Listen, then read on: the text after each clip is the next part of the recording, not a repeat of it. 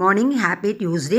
இன்றைக்கி வந்து நேற்று கண்டினியூஷன் ஆஃப் த விலாக் தான். நேற்று வந்து நான் மீஷோவில் வந்து கண்ணாடி ஜார் ஆர்டர் பண்ணியிருந்தேன். பேக்கிங் இந்த போடுறதுக்கு ரீசனே அவங்க எப்படி அழகாக பேக் பண்ணியிருக்காங்க பாருங்கள். ஒரு அட்டைப்பெட்டியில் நல்லா ஸ்பாஞ்சு வச்சு நடுவில் பாட்டில் வச்சு 6 பாட்டில் ₹240 ஆஃபரில் வாங்கினேன். ஆக்சுவலாக ₹300 ஒரு ₹50 ஆஃபரில் வாங்கினேன். என் குவாலிட்டி எப்படி இருக்குன்னு தெரியல. யூஎஸில் ஃபுல்லாகவே அவங்க பாட்டில் கண்ணாடி தான் யூஸ் பண்ணுறாங்க. அவங்களுக்கு வந்து சீப்பாகவும் இருக்குது, நிறைய கண்ணாடி பாட்டிலும் அவைலபிளாக இருக்குது. அங்கேருந்து எடுத்துகிட்டு வரலாம். 100 பாட்டில் அங்கே சும்மா கிடக்கு. ஆனால் வந்து அதை எடுத்துகிட்டு வரதுக்கு எனக்கு கஷ்டமாக இருக்குது. ஏன்னா பேக்கிங்கே ஏதாவது உடஞ்சிருச்சுன்னா நம்ம லக்கேஜ் ஃபுல்லாக ஸ்பாயில் ஆகிடும் சொல்லிட்டு நமக்கு வந்து அதை வந்து கரெக்டாக பேக் பண்ண தெரியாதுன்னு சொல்லிட்டு எடுத்துகிட்டு வந்தேன். இன்னுமே இந்த பேக்கிங் பார்த்துக்கிட்டேன். ஓகே, இப்படி பண்ணால் நல்லா வந்து பெட்டியில் வச்சு அழகாக பெட்டியில் வச்சு கொண்டு வரலாம் அப்படின்ட்டு நான் நினச்சிட்டு இருக்கேன். இன்றைக்கி 6 பாட்டில் வாங்கினேன். ரொம்ப ரொம்ப நல்லா இருந்தது. ஆனால் வந்து இது குவாலிட்டி எப்படி இருக்கும்னு தெரியல. நான் இன்னும் யூஸ் பண்ணலை. வெறும்னா நல்லா கழுவி வெந்நீரில் அலம்பி நல்லா டவல் போட்டு தொடச்சி நல்லா வந்து ஒரு காய வச்சுட்டேன். வெயில் அடிக்குதுன்னு சொல்லிட்டு காய வச்சுருக்கேன். நம்பிக்கை வெயிலே அடிக்கலை. நான் வந்து ஈவினிங் வந்து அந்த பாரதி ஸ்டோரில் வாங்கின சப்பாத்தி. ஆக்சுவலாக இன்றைக்கி நான் வந்து போட்ட பிளானே வேறு. புளிப்பொங்கல் போடணும் தான் வீடியோ எடுத்தேன். பட் கேலரியில் இதெல்லாம் இருந்தது.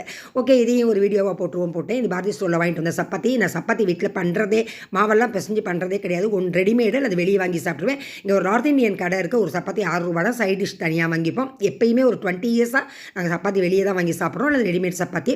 மெயினாக முந்தானேற்று நான் சினிமாவுக்கு போகிறேன். அன்றைக்கி அந்த வீடியோ பார்த்தா தெரியும். அன்றைக்கி நான் உருளைக்கிழங்கு மசால் பண்ணி ஃப்ரிட்ஜில் வச்சுட்டு போயிட்டேன். சாயங்காலம் தோசை சாப்பிடணும்னு சொல்லிட்டு. ஆனால் ஆக்சுவலாக தோசை பண்ணலை.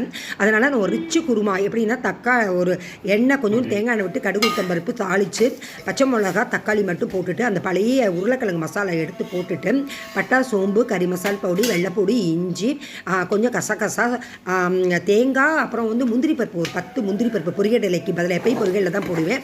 அது போட்டால் நிஜமாகவே ஒரு 5 ஸ்டாரில் வந்து ஒரு 5 ஸ்டார் ஹோட்டலில் ஒரு ரிச்சாக இருக்கும் பார்த்தீங்களா ஒரு குருமா.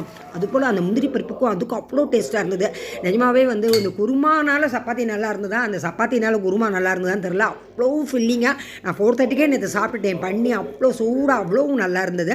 காலையில் பப்பாளி பழத்தை வந்து நான் எப்பயுமே தொழியெல்லாம் செய்ய மாட்டேன். இப்படி கிண்ணங்கணக்கில் கட் பண்ணி அப்படியே விதையை எடுத்துகிட்டு அதில் வந்து ஸ்பூனை வச்சு சாப்பிட்ருவேன். இந்த பாட்டில் நல்லா தொடச்சி புது பொண்ணு கணக்கில் அலங்கரித்து அதை வந்து நான் வச்சுருக்கேன். இது எத்தனை நாள் இது வந்து நான் அந்த பாட்டிலை வந்து கரெக்டாக மெயின்டைன் பண்ணுவேன்னு தெரியல.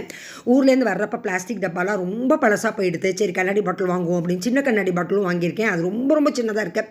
அதில் குட்டி குட்டி மருந்து பொடி தான் போட்டு வைக்கணும்னு வச்சுருக்கேன். ட்ரேயெல்லாம் நல்லா தொடச்சி கப்போர்டை வந்து ஒரே ஒரு தட்டு மட்டும் நல்லா ஒழிச்சு அழகாக அலங்காரம் பண்ணி வச்சுருக்கேன். எவ்வளோ நாளைக்கு வந்து நான் கரெக்டாக இதில் போட்டு வைப்பேன்னு எனக்கே தெரியல. சரி ஓகே, பார்க்குற ஓடுற வரைக்கும் ஓடட்டும். ஒரு பிளாஸ்டிக் ஸ்பூன் போட்டு வச்சோ அல்லது ஒரு ஸ்பூன் போட்டு வச்சு தான் எடுக்கணும். இனிமேல் கையால் எடுக்கக்கூடாது. நான் எப்பயுமே வந்து ஸ்பூன்லாம் வந்து கரெக்டாக போட்டுலாம் எடுக்க மாட்டேன். உப்பெல்லாம் கையில் தான் போடுவேன். ஆனால் நாளைக்கு வீடியோ வந்து ஒரு புளிப்பொங்கல் எப்படி பண்ணுறதுங்க